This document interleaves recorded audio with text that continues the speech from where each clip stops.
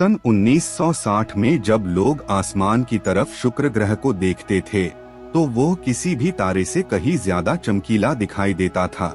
ऊपर से देखने पर यह बहुत सुंदर और शांत लगता था, लेकिन इसके पीछे एक खतरनाक और डरावना सच छिपा हुआ था। 1960 के दशक तक तो वैज्ञानिकों को यही लगता था कि शुक्र ग्रह पर पानी, घने जंगल, डायनासोर जैसे विशाल जीव होंगे और शायद वहाँ कोई जीवन भी होगा। उस ग्रह के चारों तरफ भूरे बादल घने रहते थे। कोई भी टेलीस्कोप शुक्र को सही से नहीं देख पाता था। हर तरफ बस सफेद धुंध ही दिखाई देती थी। शुक्र ग्रह को अक्सर हमारी पृथ्वी का जुड़वा भाई कहा जाता है। इसका साइज और गुरुत्वाकर्षण लगभग हमारी धरती जैसा ही है। आज से लगभग 50 से 60 साल पहले सोवियत संघ रूस ने अपने जांबाज वेनेरा मिशन के जरिए वो कर दिखाया जो आज तक कोई और नहीं कर पाया। आखिर रूस ने शुक्र ग्रह पर ऐसा क्या देख लिया जिसे देखकर पूरी दुनिया दंग रह गई।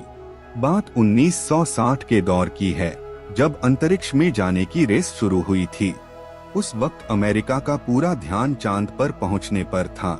वहीं रूस ने फैसला किया कि वह शुक्र ग्रह के राज खोलेगा। शुक्र ग्रह का दबाव हमारी धरती से 90 गुना ज्यादा है। इंसान का शरीर वहां एक ही पल में कुचल जाएगा। इसका तापमान 470 डिग्री सेल्सियस रहता है।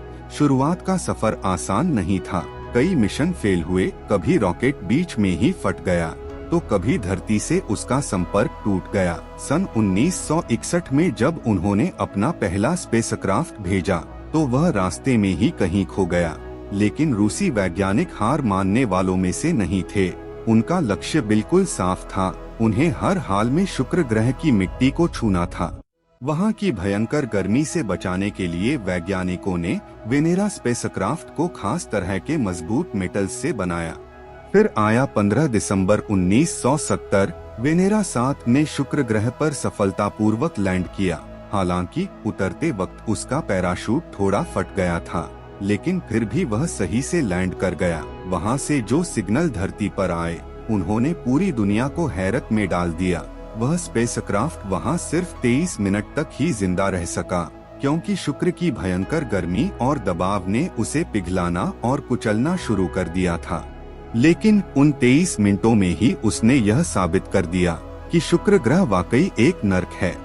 वैज्ञानिकों का मानना है कि अरबों साल पहले वीनस भी पृथ्वी जैसा ही था। वहाँ भी पानी और समंदर थे, लेकिन ग्रीन हाउस इफेक्ट के बेकाबू होने के कारण वह ग्रह पूरी तरह से उबलकर नर्क बन गया।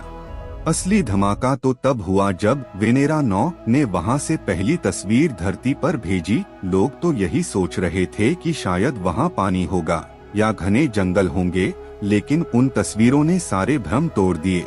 वहां सिर्फ बंजर पत्थर, धूल और आसमान में एक अजीब सी नारंगी रोशनी दिखाई दी। इसके बाद सन 1982 में वेनेरा 13 मिशन आया। यह अब तक का सबसे कामयाब मिशन साबित हुआ। इसने शुक्र ग्रह की पहली रंगीन तस्वीरें भेजी। सिर्फ इतना ही नहीं, इसने वहां की मिट्टी की जांच भी की और बताया कि शुक्र की चट्टानें बिल्कुल वैसी ही हैं, जैसी हमारी धरती पर ज्वालामुखी के आसपास मिलती हैं। जमीन पर चपटे टूटे हुए लावा के पत्थर बिखरे पड़े थे। वहाँ कोई परछाई नहीं थी, क्योंकि सूरज की रोशनी घने बादलों से छनकर एक अजीब सी रोशनी पैदा कर रही थी।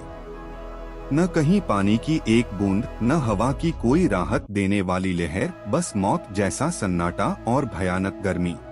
लेकिन एक अजीब बात सामने आई। कुछ तस्वीरों में ऐसी चीजें दिखाई दी जो हिलती डुलती हुई लग रही थीं। रूस के एक वैज्ञानिक लियोनिद क्सानफोमालिटी ने दावा किया कि उन तस्वीरों में उन्हें कुछ जिंदा चीजें दिखाई दे रही हैं, जो शायद एलियन जीवन हो सकती हैं।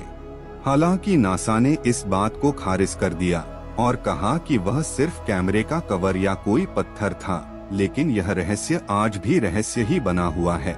इन मिशनों के बाद आज तक कोई भी देश शुक्र ग्रह की सतह पर उतरने की हिम्मत नहीं कर पाया। लेकिन यह मिशन हमें एक बहुत बड़ी चेतावनी दे गया। वीनस हमें याद दिलाता है कि अगर हमने अपनी पृथ्वी के पर्यावरण का ख्याल नहीं रखा तो शायद हमारी धरती का अंजाम भी वीनस जैसा ही हो सकता है। आपको क्या लगता है, क्या रूस की उन तस्वीरों में वाकई कोई जीवन दिखाई दिया था? कमेंट में लिखकर जरूर बताएं। अगर आपको अंतरिक्ष की यह दास्तान पसंद आई तो वीडियो को लाइक करें और चैनल को सब्सक्राइब करना न भूलें।